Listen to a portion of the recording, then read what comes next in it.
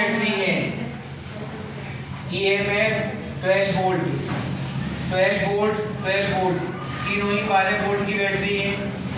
और यहाँ पर ये बल्ब लगा हुआ है, कोई भी कैपेसिटर 1.2 ओम रेजिस्टेंस का लगा हुआ है, यहाँ पर 1.3 ओम का रेजिस्टेंस है,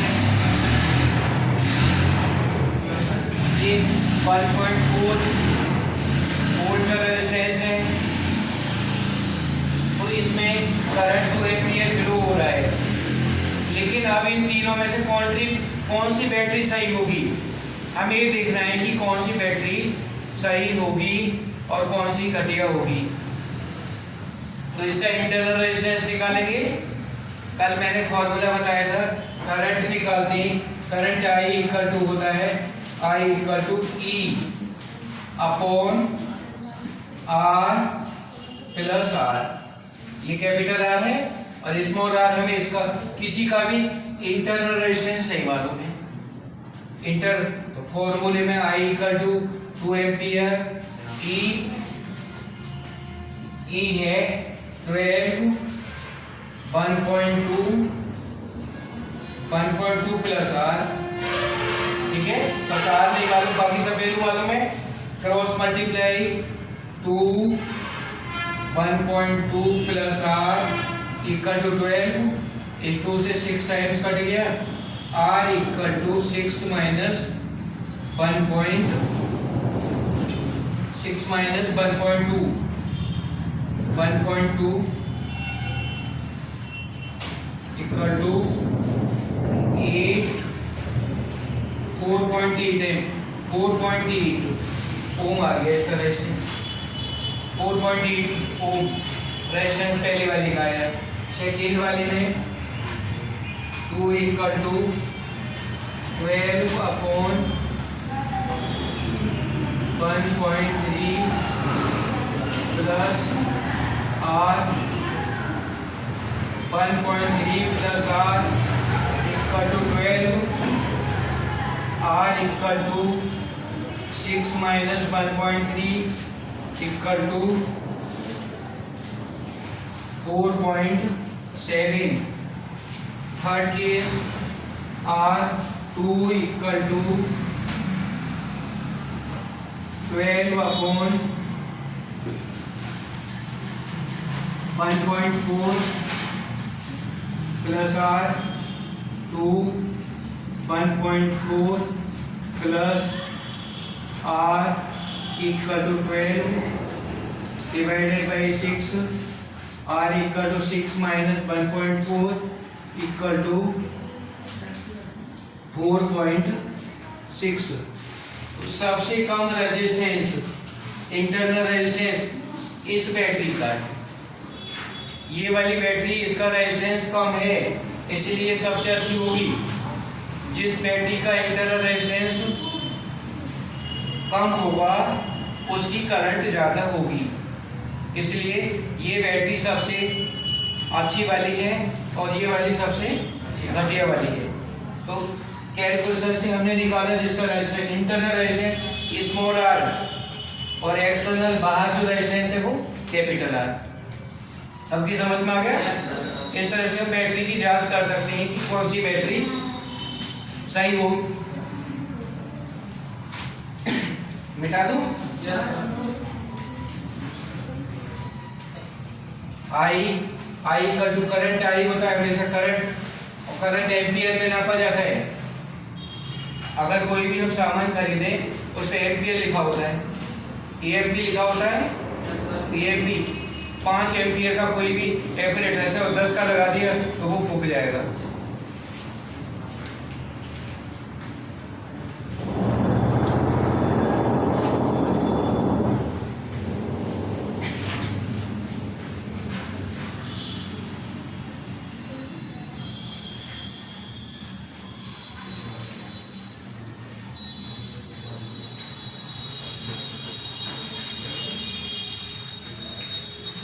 पेंडुलम, ये पेंडुलम है ना, घड़ी में पेंडुलम होता है। अगर देखो घड़ी को हमने जो पेंडुलम वाली घड़ी है उसको कुएं के अंदर रख दिया तो कोई असर पड़ेगा? घड़ी स्लो हो जाएगी और धीरे चलेगी। कुएं के अंदर अगर गहराई में ज़्यादा रखेंगे तो घड़ी स्लो हो जाएगी, या फिर ऊपर पहाड़ों से भी ऊपर रख दिया, वहाँ पर भी टाइम बहुत स्लो देगी। अर्थ सरफेस में सबसे ज़्यादा देगी। अर्थ सरफेस में ज़्यादा क्यों देती है? क्योंकि यहाँ पर जी की वैल्यू होती है ना, वो एक्चुअल में 9.8 मीटर पर सेकेंड स्क्वायर होती है। अगर हमने कोई चीज़ डाली तो वो 1 सेकेंड में 9.8 मीटर नीचे गिर जाती है। ऐसे वेलोसिटी बढ़ती जाती है, इसे बोलते हैं ग्रेविटेशनल एक्सीलरेशन। ये ग्रेविटेशनल एक्सीलरेशन होता है, और ये ग्रेविटेशनल एक्सीलरेशन जो होता है ना, G इक्वल टू होता है Gm अपॉन R स्क्वायर। अब G ग्रेविटेशनल कांस्टेंट, ये ग्रेविटेशनल एक्सीलरेशन है और ये ग्रेविटेशनल कांस्टेंट बुक में लिखा हुआ है। देखो सब देखना, तुम्हारी बुक में लिखा हुआ है। और m है अर्थ का मास। अर्थ जो अर्थ है, पृथ्वी का मास कितना है? अर्थ का मास है ना, तो 6 × 10⁻24 kg है। अर्थ पूरी अर्थ का वजन 6 × 10⁻24 किलोग्राम है। और अर्थ की रेडियस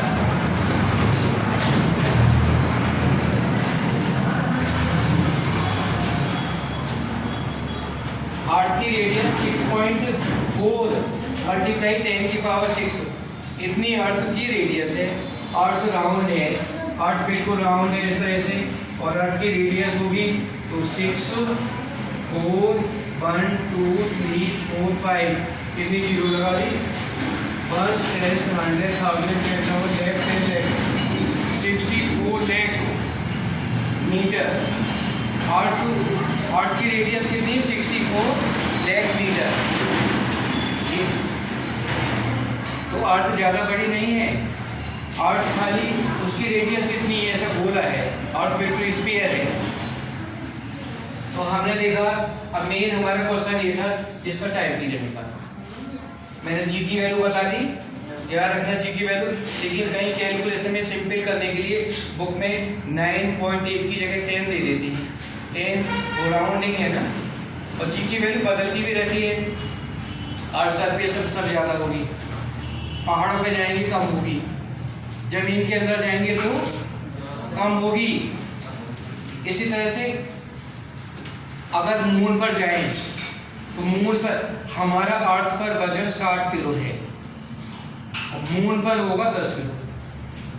मून पर इतना कम हो जाएगा, 10 किलो हो जाएगा, क्योंकि वहां पर जी की वैल्यू कम है।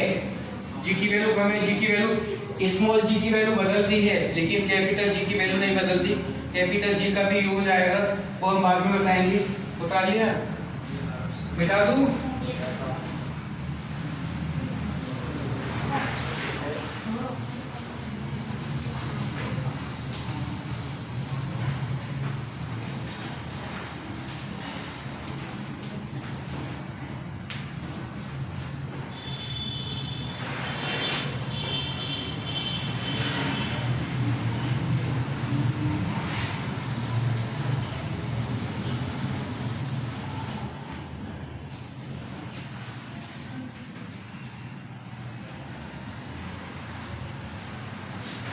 Time period of pendulum, time period of pendulum 2 pi root L upon g, ये फॉर्मूला होता है पेंडुलम।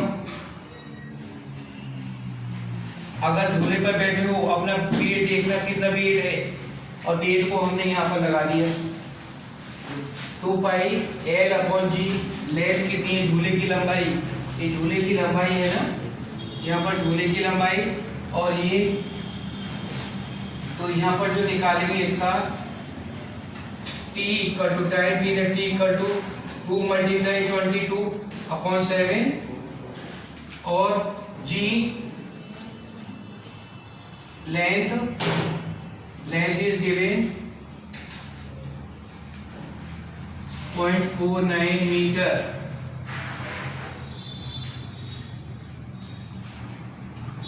Upon g। अर्थ से किसी हाइट पर जी की वैल्यू 1.21 है तो उसका टाइम पीरियड क्या होगा?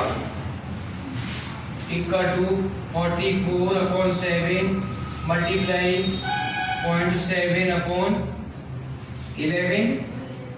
इसका निकालेंगे पॉइंट आया, इसे पॉइंट से पॉइंट कट गया, 4 बार डिवाइड होगा और 7 से 7 कट गया, 4 सेकेंड टाइम पीरियड इसका 4 सेकेंड हुआ।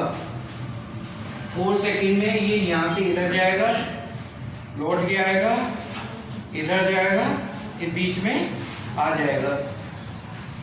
और पेंडुलम की मैक्सिमम जो डिस्टेंस होती है ये क्या होती है?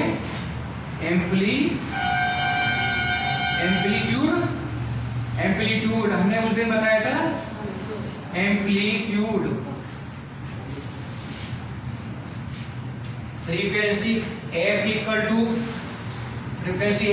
Formula F equal to 1/T equal to 1 time 4 का डिवाइड किया 0.25 hertz.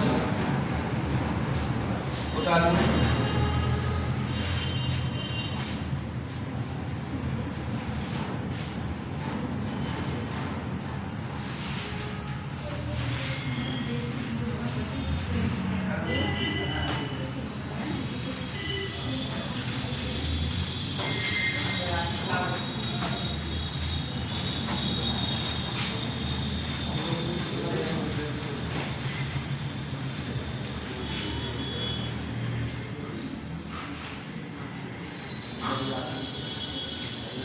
Divide x³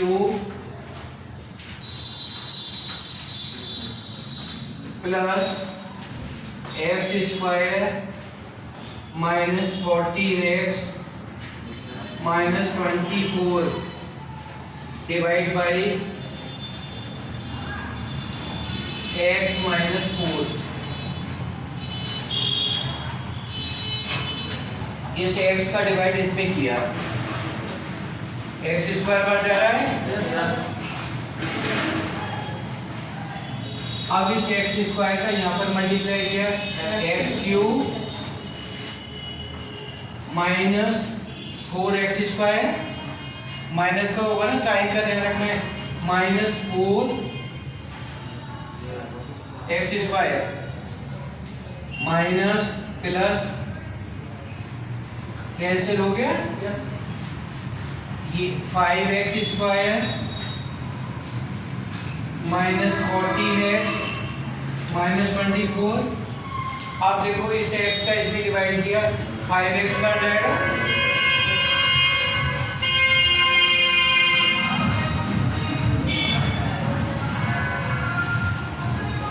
five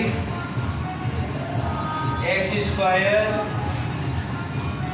minus 5 4 20 minus plus cancel 6 plus का 6x माइनस 24 डिवाइड किया plus 6 4 6x minus 6 4 24 minus plus answer x² plus 5x plus 6। सबकी समझ में आ गया ना? बता लो।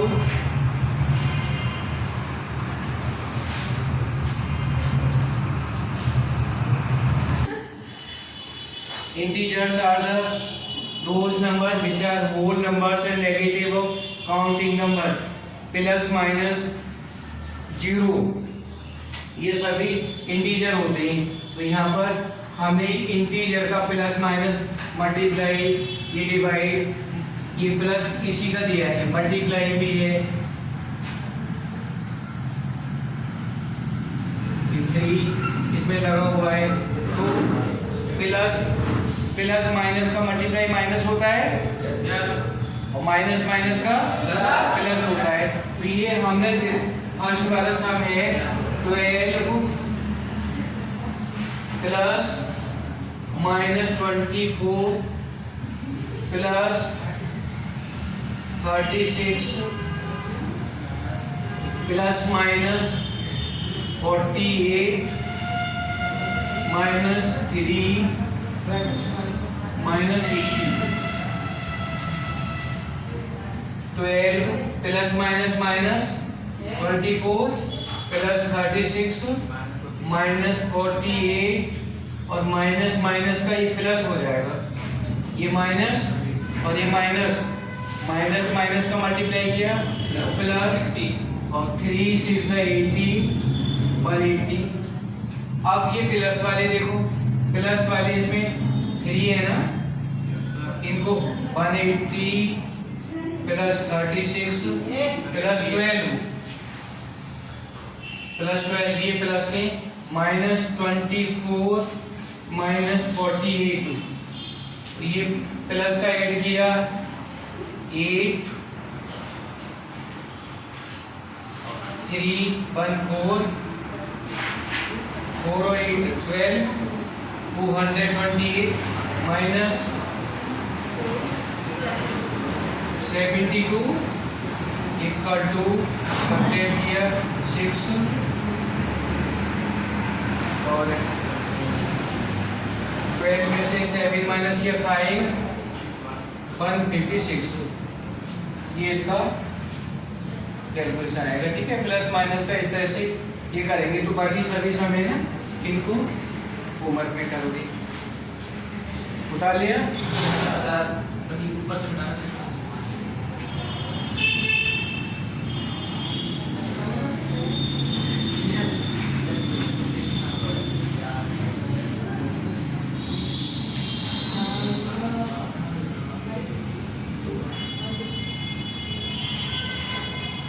मयूर खड़ा हो जा। मयूर, यस सर। एक्सपोनेंट क्या होता है? अरे एक्सपोनेंट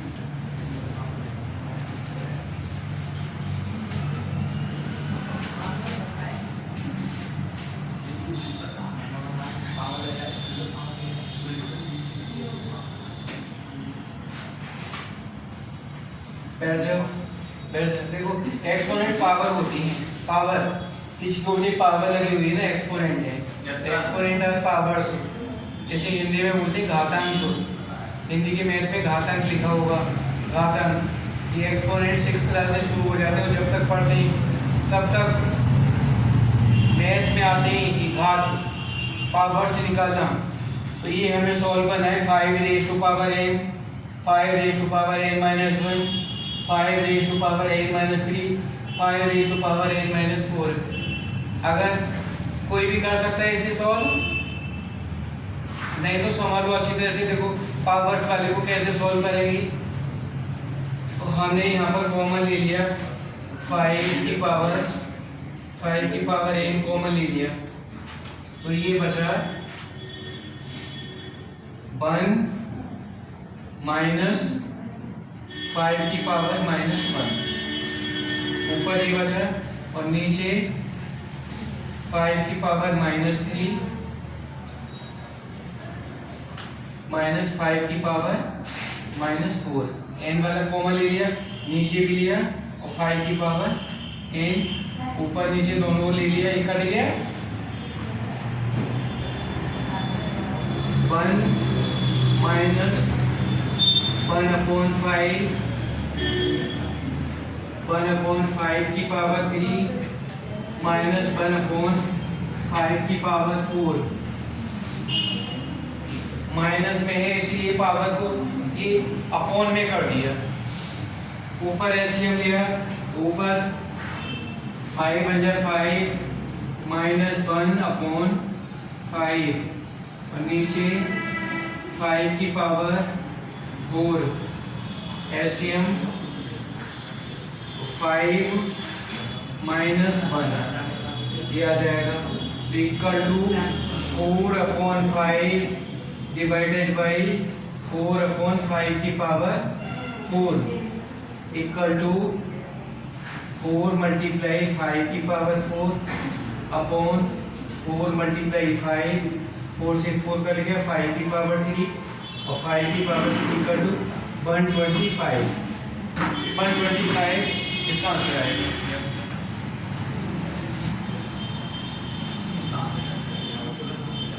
उतार लिया? Yes, sir. ज्योति उतार लिया? मगर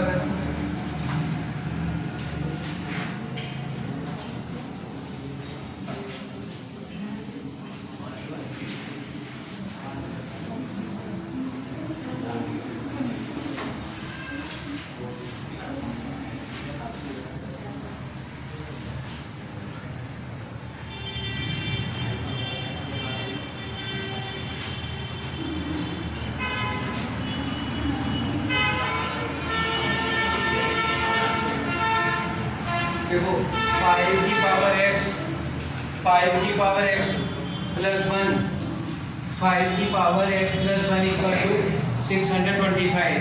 तो बताओ x की वैल्यू क्या होगी? तो हमने इसे भी पावर में चेंज किया, 625 के फैक्टर किए, 625 तो 5 से 5 बन जा 5, फिर 5 से 25, 5 से 5 और 5 से, तो ये 1 2 3 4, 5 की power x plus 1 equal to 5 की power 4, x plus 1 equal to 4, x plus 1 equal to 4, x equal to 4 minus 1, x की पावर 3। आगे समझ में? Yes, sir. Sir. दोनों का एक्सपोनेंट निकालेंगे, पावर को इक्वल कर देंगे, तो ये वैल्यू निकाल सकते हैं पावर्स की। 7th क्लास में है पावर, देखो 6th क्लास की मैथ में पावर है, 6 में मैथ में है एक्सपोनेंट, सभी ये समझ में आ रहा है? मिटा दूं? Yes, sir. Yes, sir.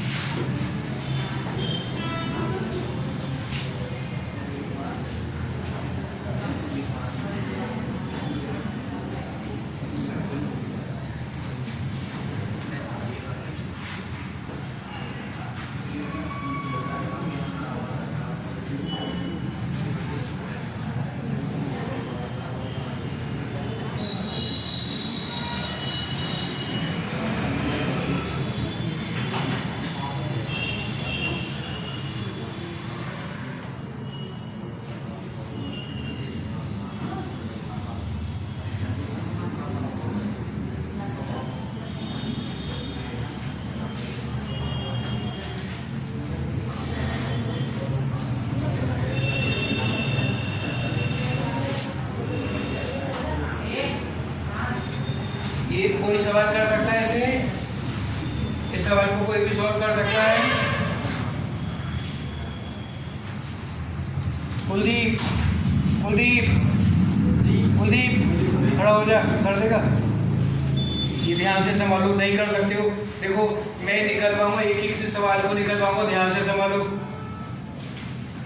ये multiply, algebraically multiply, algebra 6 class से शुरू हो जाता है, 6 क्लास से एलजेब्रा, और जब तक पढ़ेंगे एलजेब्रा रहेगा।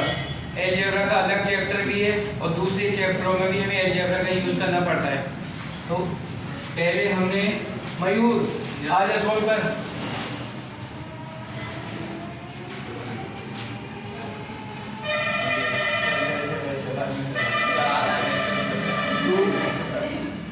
To x 3x plus 2y(x) plus 3y(x),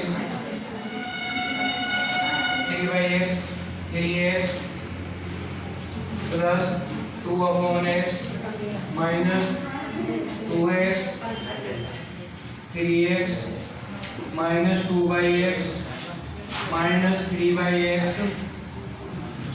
2/x, 3y(x) के साथ ये 3y(x) के साथ whole number 3x minus 2y(x), ये सब भी समझ में आ गया ना? Yes, sir. हैप्पी आ रहा है ना? ये मैंने पहले 2 के इसके साथ ये लिख लिया, फिर इस वाली के साथ लिखा, यहाँ पर इसके साथ ये पूरा लिख लिया, फिर इसके साथ लिख लिया, ठीक है ना। अब देखो मल्टीप्लाई किया,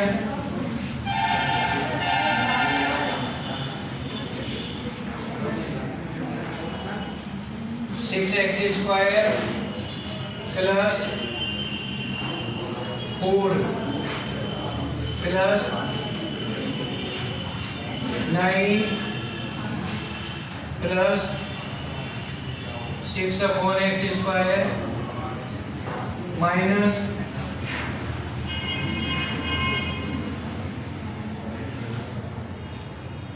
6 x square plus minus 6 x square minus 4 minus 9 plus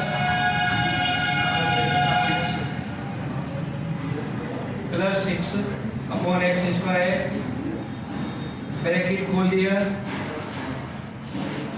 6x square plus 13x plus 6 upon x square minus 6x square plus multiplication minus minus plus 13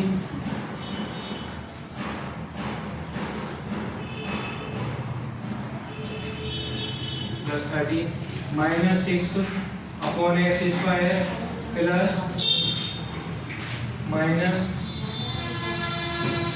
answer 26।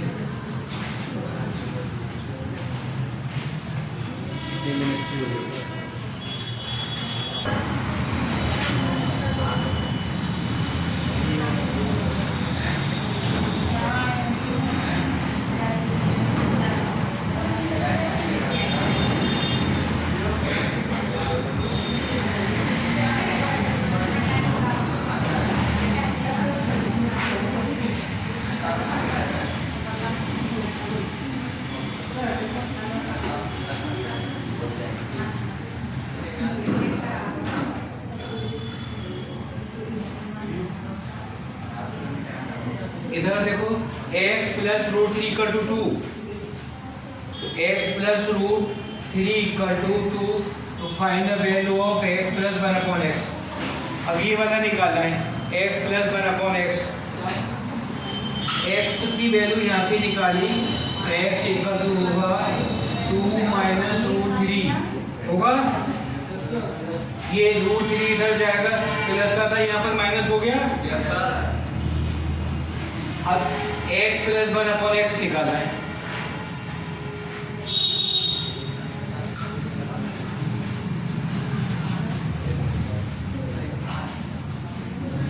ये ट्रांसपोज किया, ये प्लस था और जब इधर गया तो माइनस हो गया, तो x की वैल्यू है 2 माइनस रूट 3, लेकिन हमें निकालना है x प्लस 1 अपॉन x और दूसरा x माइनस 1 अपॉन x, इनकी वैल्यू निकाली है 2 क्वेश्चन ये सॉल्व करने। तो 1 upon x equal to 1 upon 2 minus root 3, conjugate का मल्टीप्लाई 2 प्लस रूट 3 और 2 प्लस रूट 3 कंजुगेट का मल्टीप्लाई करें, रेशलाइज डिनोमिनेटर को रेशलाइज करने के लिए कंजुगेट का मल्टीप्लाई करते हैं, 2 plus root 3 upon 4 minus 3 equal to 2 plus root 3, x plus 1 upon x equal to 2 minus root 3 plus 2 plus root 3, plus minus cancel, answer will be 4, answer 4 आएगा। देखो कितना सिंपल हो गया, आंसर 4 आ गया। जब हमने कंजुगेट का मल्टीप्लाई कर दिया तो आंसर निकल गया 4। रेशनल नंबर बुक में है, रेशनल नंबर बहुत सारे रेशनल नंबर्स हैं, ऐसे रेशनल नंबर का सॉल्यूशन होता है। और अब हम निकालें x minus 1 upon x equal to x, ये x minus 1 upon x 2 minus root 3 minus 2 plus root 3, sign change हो गए,